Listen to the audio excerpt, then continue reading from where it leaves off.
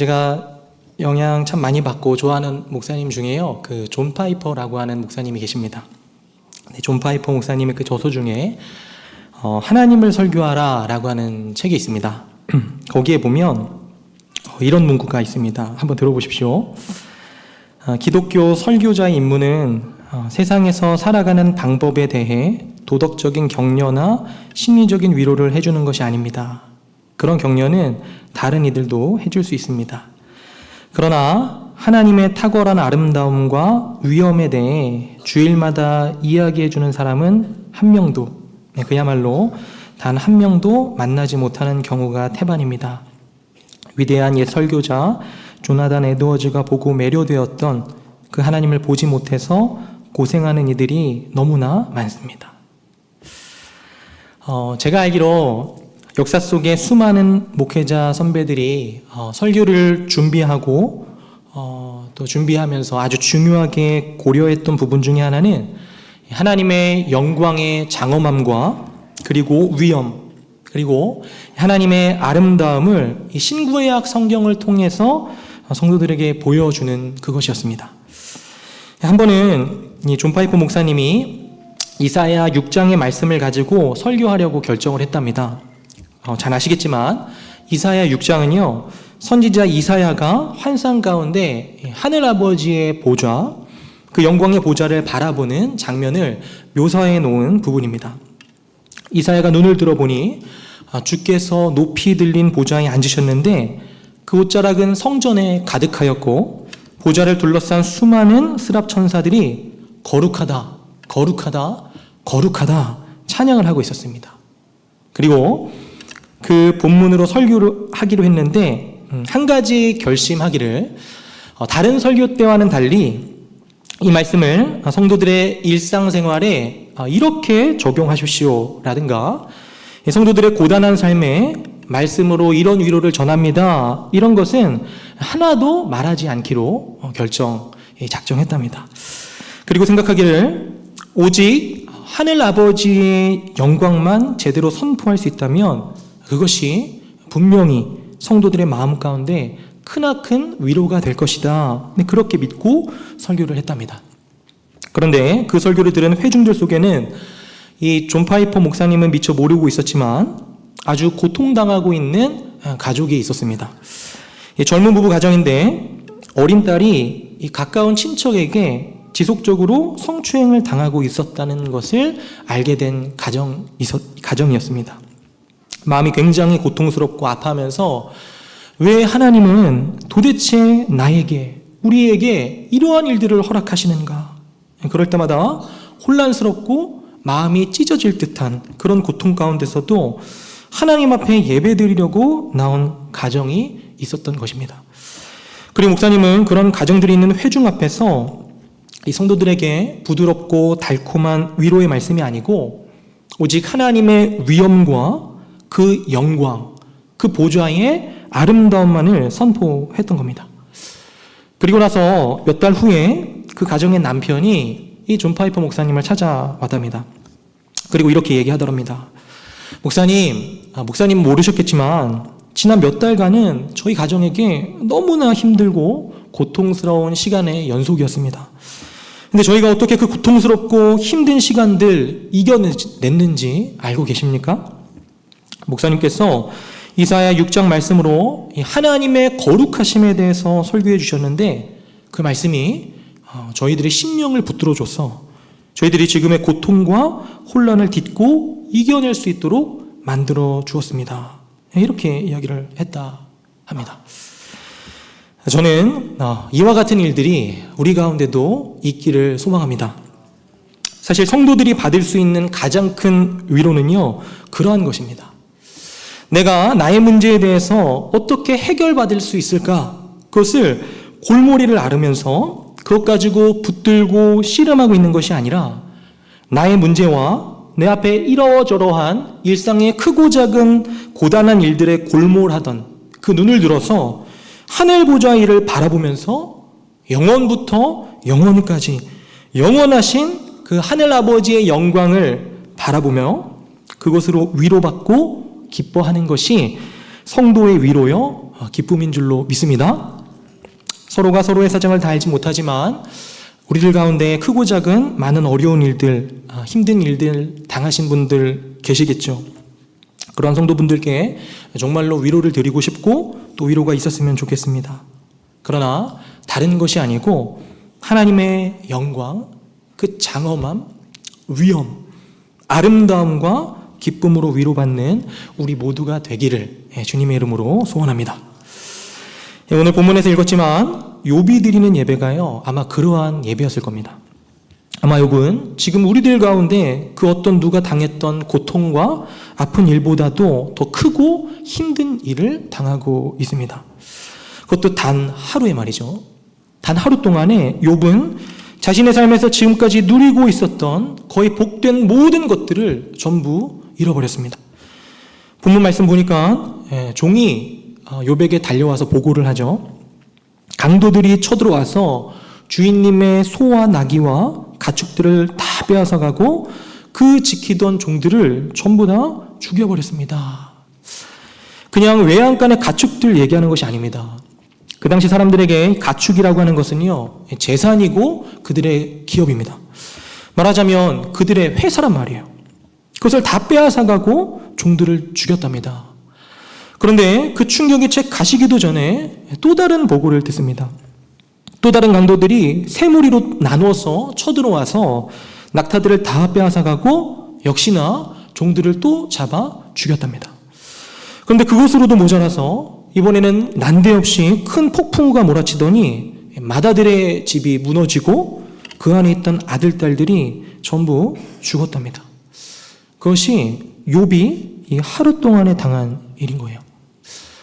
이것은 욥 개인에게뿐만이 아니라 그 금방 일대 모든 사람들에게 너무나도 끔찍한 충격적인 소식이었을 겁니다. 욥기 1장 3절에 보면요 욥에 대해서 소개하기를 동방에서 가장 훌륭한 자였다 이렇게 기록을 하거든요. 도덕적으로 뛰어나고 종교적으로 훌륭한 그런 사람이라는 얘기보다도 그 당시에 왕과 국가의 개념이 희미하던 그 시절에 제일 재산도 많고 제일 영향력도 많고 무력적으로도 제일 힘이 있었던 그런 사람이다라고 하는 뜻입니다. 요즘 시대로 말하자면 이 세계 제일의 부자라고 할 때 거론되는 사람들일 거예요. 욥이 그런 사람이었다라고 하는 겁니다. 세상 사람들이 모두 다 주목해서 바라보고 동경에 맞이했던 그 욥, 그가 하루아침에 전 재산을 잃고 그 기업이 폭삭 망하고 모든 자녀들이 죽임을 당하는 그런 끔찍한 일을 당한 것입니다. 그런데 그 끔찍한 일을 당한 욥의 반응이 정말 충격적입니다. 20절 말씀 보니까요 그는 일어나서 겉옷을 찢었다라고 되어 있습니다. 옛날 사람들이 극심한 슬픔을 표현할 때 하는 행동입니다. 그 좋던 겉옷, 화려한 겉옷 다 찢어버리고 그냥 속옷같이 허연 것 걸치는 그런 차림이 되었다라고 하는 겁니다. 옛날에는요, 이 범죄를 저질렀던 죄인이 자신의 죄를 깨닫게 되었을 때 자신의 죄를 통회하면서 애통해하면서 했던 그러한 행동입니다. 그렇게 화려한 겉옷을 찢어버리고 허연 속옷 같은 옷만 입고 욥은 머리털을 밉니다. 화가 너무 치밀어 오르고 분노를 참지 못해서 머리카락을 쥐어뜯었다 이런 이야기가 아닙니다. 조용히 무릎을 꿇고 앉아서 사람을 시켜서 머리를 대었다라고 하는 이야기입니다. 그리고서 욥은 땅에 엎드려 예배합니다. 머리를 땅에 대고 조아립니다. 그리고 두 손을 높이 들어서 올려서 하나님을 경배합니다. 하나님의 임재하심을 바라보면서 그 앞에 자신을 낮추고 하나님께 경배를 드리고 있는 거예요. 만약 우리들이 욥의 곁에서 그 모든 소식을 듣고 지금 욥이 행하고 있는 행동들을 지켜보고 있었다면 아마도 우리들의 마음은요 너무도 숙연해서 아무런 소리도 하지 못했을 겁니다. 욥은 지금 온몸으로 고백하기를 내 인생의 주인은 내가 아니라 하나님 한 분이십니다 라고 고백하고 있는 겁니다. 하나님께서는 이런 끔찍한 일보다 더한 일들도 이 낮고 천한 종에게 마음껏 행사하실 수 있는 자유와 권리가 있으신 주권자이십니다 라고 욥은 고백하고 있는 겁니다. 21절 말씀에 욥은 이렇게 기도합니다. 주신 이도 여호와시오 거두신 이도 여호와시오니 여호와의 이름이 찬송을 받을지니어다. 어떻게 이런 예배를 드릴 수 있을까? 욥의 믿음이라고 하는 것이 얼마나 초인적인 것인가 그렇게 생각하실지 모르겠습니다. 그러나 그렇게 놀라실 필요 없습니다. 왜냐하면 이것이 성도들의 삶에서 늘 일어나는 일이기 때문에 그렇습니다. 아무래도요, 제가 교육자가 된 이후에 장례식 갈 일이 이전보다 조금 더 많아졌습니다. 그리고 나이도 점점 먹다 보니까 장례에 대한 소식들 많이 접하게 됩니다. 어떤 장례식은요, 가족 내력의 병으로 투병 생활 하시다가 가족들 남겨두고 먼저 숨을 거두셨습니다.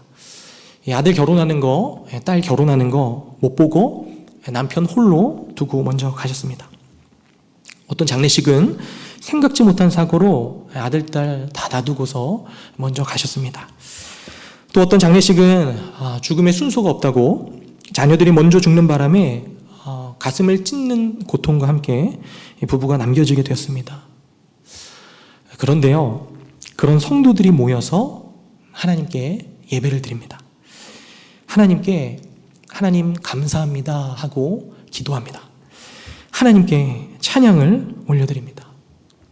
주권자는 하나님이시고 하나님께서는 우리들 인생의 주인이십니다. 하나님이 행하신 모든 일들은 이전에도 그랬고 지금도 그렇고 앞으로도 의롭고 완전하십니다 라고 하나님을 찬양합니다. 그리고 이 모든 힘들고 고통스럽고 아픈 일에도 불구하고 우리들의 소망은 여전히 주님께 있습니다 라고 고백하고 선포하면서 아멘으로 화답합니다. 그것이 성도들의 예배입니다. 우리들 같은 죄인들을 얼마든지 언제든지 집어드셔서 지옥불로 던져버릴 수 있는 그 하나님의 위엄 앞에 두려워 떨면서 나아가는 예배입니다. 그러나 그런 죄인들임에도 불구하고 당신의 독생자의 생명과 맞바꾸시기까지 하시면서 우리들을 기어코 살려내신 말할 수 없는 하나님의 크신 그 은혜 앞에 꿇어 엎드려 찬양하는 그런 예배입니다. 그것이 성도들의 예배인 거예요. 성경은 가르치기를 인간의 지어진 목적이 하나님을 예배하는 것이다 라고 선포합니다. 성경은 거기에 대해서 논증하지 않아요. 선포합니다. 고린도전서 8장 6절에 그러나 우리에게는 한 하나님 곧 아버지가 계시니 만물이 그에게서 났고 우리도 그를 위하여 있고 또한 한 주 예수 그리스도께서 계시니 만물이 그로 말미암고 우리도 그로 말미암아 있느니라 말씀합니다. 또한 이사야 43장 21절 말씀에서는 하나님께서 선지자 이사야의 입술을 통해서 이렇게 말씀하십니다. 이 백성은 내가 나를 위하여 지었나니 나를 찬송하게 하려 함이니라. 그것이 하나님의 선포하심입니다. 그리고 인간의 첫째 되는 목적이 무엇이냐라고 하는 그 질문에 웨스터민스터 소요리 문답은 이렇게 답합니다. 인간의 첫째 되는 목적은, 가장 큰 궁극적인 목적은 하나님을 영화롭게 하고 그 하나님을 영원토록 즐거워하는 것입니다. 이것이 모든 장로교회 모든 성도들이 공통적으로 고백하는 신학의 고백인 겁니다. 예, 그렇습니다.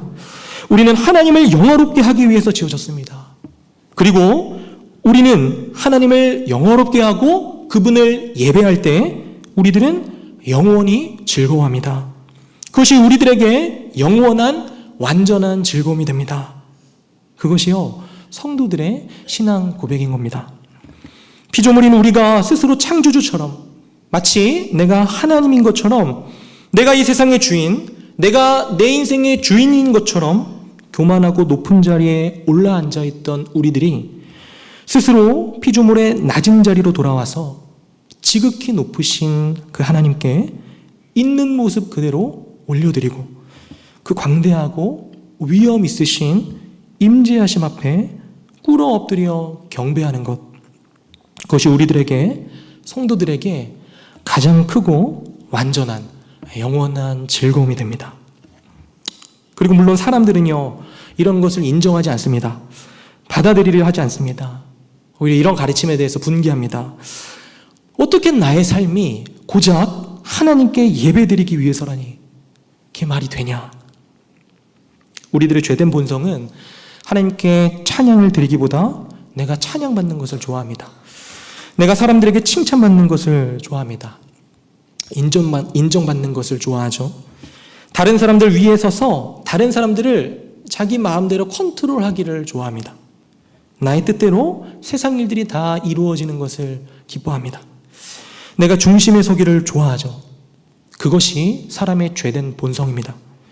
많은 사람들에게 인생에 있어서 가장 중요한 가치는 자기 자신이에요.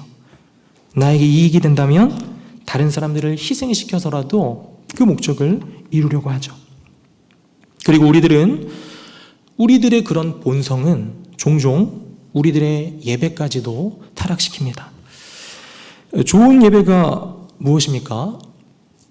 어떤 예배를 다녀와서 예배 좋았다, 이건 무슨 이야기를 하는 걸까요? 그것은 내가 은혜 받았다라고 하는 이야기입니다. 내가 마음의 평안을 얻었고 내가 마음의 위로를 받았다라고 하는 이야기예요. 그곳에 가니까, 거기 가니까 내가 사랑받는 느낌이 들었고 거기 가니까 내가 좀 높아지는 것 같더라. 그래서 내가 다시 세상에 나아가서 살아갈 때 힘을 낼 수 있도록 도와주는 예배, 그 예배를 보고 좋은 예배라고 합니다. 그런데 정말 그런가요? 부분적으로는 맞는 이야기일 수도 있습니다만 결코 올바른 관점은 아닙니다. 좋은 예배, 옳은 예배는 하나님의 영광이 드러나고 선포되는 예배입니다. 올바른 예배는 오직 영과 진리로 드려지는 예배입니다. 예수 그리스도의 복음의 진리의 그 말씀, 하나님이 얼마나 거룩하고 얼마나 위대한 분이시며 우리들은 얼마나 죄되고 얼마나 하나님으로부터 멀어져 있으며 그럼에도 불구하고 우리를 향한 하나님의 그 일하심들이 얼마나 놀라운 것인지 그 복음이 분명하게 선포되고 모든 성도들이 그것으로 아멘 화답하고 그 복음의 영광이 드러나는 것으로 말미암아서 가슴 속에서 터져나오는 기쁨과 즐거움으로 찬양하고 감사해하고 그것을 기뻐하는 예배, 그것이 좋은 예배, 옳은 예배입니다. 우리가 어떻게 그러한 예배를 드릴 수 있을까요? 우리가 어떻게 우리들의 죄된 본성을 끊어내고 극복하고 정말 이 고단한 것, 정말 귀찮은 것, 나의 반항적인 마음들, 나의 은밀한 반감들을 전부 다 누르고서 내 마음의 중심의 자리에서 내려와서 어떻게 그 하나님, 삼위일체의 하나님, 그 하나님의 영광만을 바라고 드러내며 기뻐하는 그런 예배 드릴 수 있을까요? 우리는 못합니다. 오직 예수 그리스도께서 우리를 위해서, 우리를 통해서 그런 일들을 이루십니다. 예수님께서 참된 예배를 회복시켜 주셨습니다. 오늘 본문을 보면서 성경에 기록된 옛날 구약시대의 제사를 생각해 보게 됩니다. 제사와 예배는요, 엄밀히 말해서 다릅니다. 제사는 자신의 어떤 소유물을 드리는 것입니다. 어떤 중요한 목적이 있어서 죄사함이라든지 감사의 표현이라든지 더 나아가서 우상 숭배같이 되면 우리 아들, 딸, 우리 자녀들 대학 좀 붙게 해달라고, 우리가 하는 사업들 좀 잘 되게 해달라고 내가 가지고 있는 무언가를 드리는 것이 제사입니다. 그런데 예배는요, 내가 가지고 있는 무언가를 드리는 것이 예배가 아닙니다. 헌금 드리는 것이 예배가 아니에요. 일주일에 하루 또는 두어 시간을 주님께 올려드리는 그것이 예배가 아닙니다. 예배는요, 나 자신을 드리는 것입니다. 예배는요, 시간과 공간의 제약이 있는 것이 아닙니다. 그리고 이 예배는요, 목적이 없습니다. 예배는 예배 자체가 목적입니다. 다시 말씀드리지만 예배는요, 결코 수단이 아닙니다. 예배는 예배 자체가 목적입니다. 구약시대의 제사에 대해서 아시겠지만 제물을 드리러 온 사람과 제사장이 있습니다. 먼저는 이 제사장, 대제사장이요, 자신의 죄를 위한, 죄 용서함을 받기 위한 제사를 먼저 드립니다. 그 다음에 제사를 드리러 온 사람들이 그 자신의 죄를 전부 일일이 고백하고 수소에게, 제물에게 안수한 다음에 그 안수받은 소, 제물을 죽이게 되죠. 그리고 그 소를 각을 떠서 제단 위에 태웁니다. 그러면 그 곁에서 보고 있었던 이스라엘은요, 무엇을 할까요? 이스라엘 백성들은 뭘 하겠습니까? 아무것도 안 합니다. 제물을 가지고 와서 안수하고 죽이고 난 다음부터는요, 모든 제사의 절차는 제사장이 전부 다 집행하게 됩니다. 백성들은요, 구경해요. 그냥 백성들은요, 그 제사에 참여합니다. 아무것도 하지 않습니다. 그저 덜덜 떨리는 마음으로, 엄숙한 마음으로, 긴장된 마음으로 그것을 지켜보고 있는 거예요. 그리고 우리들은 신약 성경을 통해서 예수 그리스도께서 행하신 일이 바로 그와 같은 일이었다라고 하는 것을 알아차리게 됩니다. 예수 그리스도께서 다시는 그런 죄사함의 제사가 반복되지 않도록 단 한 번의 영원한 제사로 우리 모든 인류의 죄, 즉 저와 여러분들의 죄를, 그 죄의 문제를 그렇게 단 한 번의 제사로 끝내셨습니다. 단순히 죄책감만 없애준다라고 하는 이야기가 아니라 우리들의 죄성 자체를 받아내셨다라고 하는 이야기입니다. 예수님께서는 자신이 가지고 있는 어떤 무엇을 드리지 않았습니다. 자신이 가지고 있는 소나 양과 염소를 드리지 않았죠. 대신 예수님께서는 세상 사람들의 모두의 그 죄를 스스로 덮어 쓰시고 제단 위에 스스로 걸어 올라가셨습니다. 스스로의 몸을 찢으셨고 스스로를 제단 위에서 불태우셨습니다. 예수님께서는 자신을 드리셨죠. 로마서 12장 1절에 너희 몸을 하나님이 기뻐하시는 거룩한 산 제물로 드리라. 이는 너희가 드릴 영적 예배니라. 사도 바울이 말씀한 것 같이 바로 그러한 예배를 우리 주님께서는 드리신 것입니다. 그리고 예수님께서는 부활하셨죠. 어떤 영적인 환영이 아니라 육신으로 부활하셨습니다. 새로운 육신을 입고 다시 살아나셨죠. 그리고 예수님께서는 우리들이 사도신경에서 고백하는 바와 같이 하늘에 오르셔서 전능하신 하나님 우편에 앉아 계십니다. 지금 이 순간에도 전능하신 하나님 우편에 앉으셔서 주님의 몸된 교회를 다스리시고 세상 모든 우주 만물을 통치하시는 그 영광의 자리로 들어가셨습니다. 영원부터 영원까지 영원하신 하늘아버지의 보좌, 그 앞에서 그 영광을 맞대어 보며 우리들의 머리 되시는 예수님께서 하늘아버지와 그 영원한 삼위일체의 연합, 그 견고한 사랑, 그 가운데로 들어가 계시는 겁니다. 그것이 예수 그리스도의 예배인 거예요. 그렇다면 우리들의 예배는 무엇입니까? 우리들은 지금 어디에서 무엇을 하고 있습니까? 우리는요, 예수 그리스도 안에 있습니다. 우리는 예수 그리스도와 연합하여 있습니다. 그래서 예수님께서 성부 하나님의 그 임재하심, 그 아름다운 임재하심, 그 임재하심과 함께 견고한 연합 가운데 있을 때 우리도 삼위일체 하나님의 그 연합 가운데 함께 참여하여서 하나님의 임재를 지금 맛보고 있는 것입니다. 이 천하고 부정하고 유한한 육신을 입고서 예배를 통해서 우리의 머리 되시는, 우리의 대표 되시는 그리스도의 예배를 통해서 하나님이 우리와 함께 계심을 느끼고 경험하는 것입니다. 그분과의 사귐과 교통과 교제 가운데 있게 된 것입니다. 그것이 우리들이 드리고 있는 예배인 거예요. 성령 하나님의 하나 되게 하심으로 성부 하나님의 임재하심을 맛보게 되는 것입니다. 말하자면 우리들의 예배는요, 그리스도의 예배입니다. 우리들은 그리스도의 지체로서 예배드리고 있는 거예요. 그리스도를 통해 그리스도와 함께 그리스도와 더불어서 하나님의 임재하심, 그 사귐 가운데 있는 것입니다. 우리들은 교회의 부분으로서 예배를 드리는 것입니다. 그리고 우리들의 예배는요, 결코 개인적인 나만의 것이 아닙니다.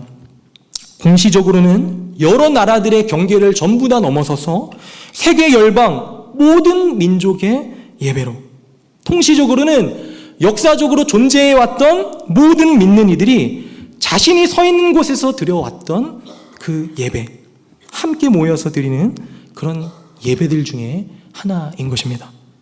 주님의 몸된 교회들이 오직 한 분, 유일하신 하나님, 삼위일체 하나님의 그 영광을 찬양하였고, 지금은요 우리들의 차례인 거예요. 예배는 우리들의 상황이 어떠한 것과 상관이 없습니다. 우리들이 예배를 통해서 바라보고 기뻐하는 것은요, 아버지와 아들과 성령 하나님의 영광입니다. 우리들의 경제적인 상황이 어떠하든지 그것은 상관이 없습니다. 우리들의 육신적인 상황이 어떠하든지 그것은 상관이 없습니다. 회중 가운데 어떤 힘든 것이 있든지 그것도 상관이 없습니다. 전 재산을 잃고 기업이 쫄딱 망하고 자녀들이 다 죽어도 나와서 오직 영원부터 영원까지 한결같으신 그 주님의 영광, 우리들에게 드러내 보이신 하나님의 주권과 선하심과 인자하심, 우리 아버지의 아버지 되심, 그것을 바라보며 찬양하고 경배를 올려드립니다. 그것이 성도들의 예배인 거예요. 우리를 같이 연약하고 부끄러운 것 많은 자들이 그 거룩하고 아름다운 예배에 참여하고 있다는 것이 정말로 놀라운 은혜인 것입니다. 느헤미야 8장 8절에서 10절 말씀에는요, 이렇게 말씀합니다. 들어보십시오. 하나님의 율법책을 낭독하고 그 뜻을 해석하여 백성에게 그 낭독하는 것을 다 깨닫게 하니 백성이 율법의 말씀을 듣고 다 우는지라. 총독 느헤미야와 제사장 겸 학사 에스라와 백성을 가르치는 레위 사람들이 모든 백성에게 이르기를, 오늘은 너희 하나님 여호와의 성일이니 슬퍼하지 말며 울지 말라 하고, 느헤미야가 또 그들에게 이르기를, 너희는 가서 살찐 것을 먹고 단 것을 마시되 준비하지 못한 자에게는 나누어 주라. 이날은 우리 주의 성일이니 근심하지 말라. 여호와로 인하여 기뻐하는 것이 너희의 힘이니라 하고. 아멘. 느헤미야의 마지막 말에 주목하십시오. 근심하지 말라. 여호와로 인하여 기뻐하는 것이 너희의 힘이니라. 근심하지 말라. 여호와로 인하여 기뻐하는 것이 너희의 힘이니라. 그렇습니다. 여호와를 기뻐하는 것이 우리들의 힘이 됩니다. 우리들은요, 우리가 가진 것들을 기뻐할 수 있었습니다. 우리가 가지고 있는 돈을 기뻐할 수도 있습니다. 우리들의 통장 잔고를 기뻐할 수도 있고, 우리들이 가지고 있는 집과 좋은 차를 기뻐할 수도 있습니다. 사람들의 인정받는 것을 기뻐할 수 있고, 세상에서 내가 쌓아올린 명예들을 기뻐할 수도 있습니다. 하지만 우리들은요, 그런 것들 다 집어던져 버리고 아버지와 아들과 성령 하나님의 영광으로 인해서 그것을 기뻐합니다. 아버지와 아들과 성령이 우리 중에 계시다는 사실로 인하여서 그분을 향한 신앙의 고백과 함께 그분을 높여드리며 그분 때문에, 그분으로 인하여 기뻐합니다. 그것이 우리들의 힘이 됩니다. 우리들은 그렇게 지어졌기 때문에 그래요.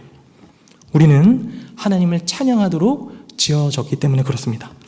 그렇기 때문에 우리들이 하나님을 찬양하고 하나님을 주목하며 그분께 예배를 올려드리며 그것을 기뻐할 때에 우리들은 사람으로서, 인간으로서의 본질적인 소명을 성취하고 있는 것입니다. 말씀을 맺겠습니다. 오늘 욥의 예배를 보면서 우리가 드리는 예배란 무엇이고, 그리고 예배의 본질은 무엇일까라고 하는 것에 대해서 생각을 해보게 됩니다. 부디 간절히 바라기는 이 자리에 모인 우리 모두가 늘 예배에 성공하시기를 바랍니다. 예배에 승리하기를 바랍니다. 예배를 방해하는 우리 삶의 복잡 다단한 것들이 있잖아요. 그 모든 장애물들을 다 뛰어넘고 우리 가운데 성령 하나님의 임재하심과 그리스도의 복음의 진리와 하늘아버지의 거룩하신 영광이 우리를 늘 뒤덮을 수 있게 되기를 바랍니다. 우리들의 공동체 가운데 늘 그러한 하나님의 영광이 가득하고 우리의 일상의 삶 어디에서든지 우리 모두가 하나님을 주목하며 예배하는 일을 너무나 기뻐하게 될 수 있게 되기를 바랍니다.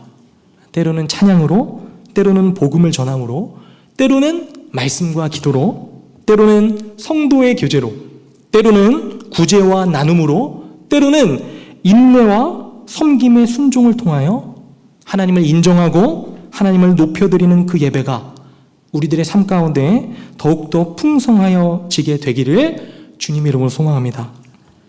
욥이 그랬던 것 같이 최악의 상황 가운데서도 하나님의 절대적인 주권을 인정해드리며 그분을 높여드려서 예배를 통하여 영혼의 가장 큰 위로, 그 위로를 얻는 저와 우리 모든 성도님들 되시기를 주님의 이름으로 축원드립니다.